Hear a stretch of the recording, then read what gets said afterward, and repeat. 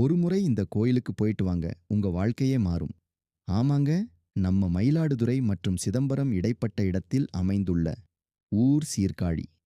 இன்று சீர்காழியில் உள்ள பிரசித்தி பெற்ற தலமான ஆலயம் பற்றி காண்போம். இந்த ஆலயத்தில் சிவபெருமான் 3 நிலைகளில் காட்சி தருகிறார்.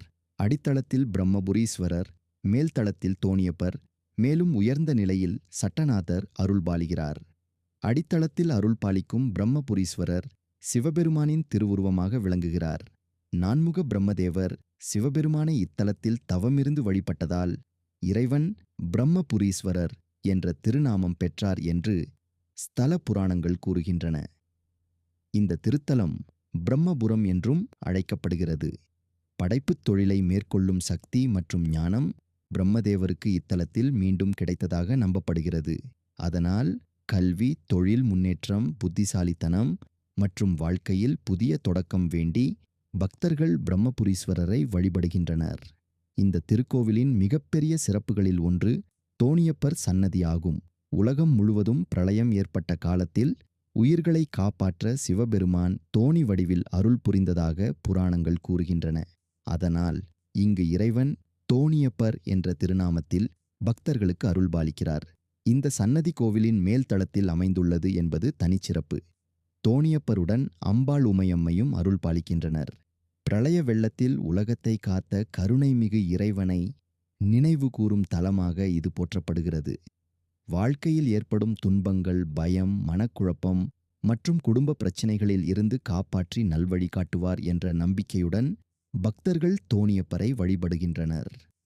சீர்காழி கோவிலின் 3 நிலை அமைப்பில் மிக உயர்ந்த நிலையில் சட்டநாதர் அருள் பாலிப்பது பக்தர்கள் ஆன்மீக உயர்வை அடைவதை குறிக்கும் சிறப்பாக கருதப்படுகிறது. பக்தர்கள் தங்கள் துன்பங்கள், பயங்கள் மற்றும் வாழ்க்கை தடைகள் நீங்கி மன உறுதி, தைரியம் மற்றும் இறை அருள் கிடைக்க வேண்டி சட்டநாதரை வழிபடுகின்றனர். சீர்காழி சட்டநாதர் திருக்கோவிலில் வெள்ளிக்கிழமை நடைபெறும் சிறப்பு பூஜைகள் மிகவும் பிரசித்தி பெற்றவை. குறிப்பாக அம்பாள் அருளும் நாளாக வெள்ளிக்கிழமை கருதப்படுவதால் சட்டநாதர் மற்றும் பெரியநாயகி அம்மனுக்கு விசேஷ அலங்காரம், அபிஷேகம் மற்றும் தீபாராதனை நடைபெறுகிறது. திருஞான சம்பந்தர் சைவ சமயத்தின் மிகப்பெரிய நாயன்மார்களில் ஒருவராக போற்றப்படுகிறார்.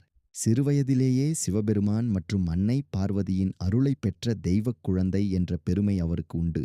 சீர்காழி திருக்கோவிலில் அவரது தந்தை சிவபாத இருதயர் குளத்தில் நீராடச் சென்றபோது கரையில் அழுது கொண்டிருந்த குழந்தை சம்பந்தருக்கு அன்னை பார்வதி தாயார் தமது திருமுலைப்பாலை பொற்கிண்ணத்தில் வழங்கினார்.